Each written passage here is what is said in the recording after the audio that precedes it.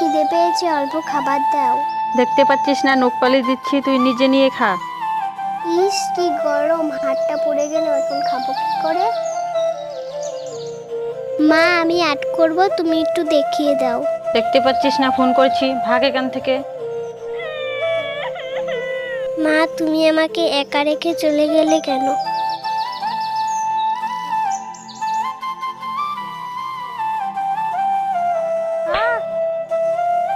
কি ব্যাপার, মায়ের কি হলো? মা কি হয়েছে? পাটা মুসকে গেল। মা তুমি একটু দাঁড়াও, আমি ঘর থেকে আসতেছি।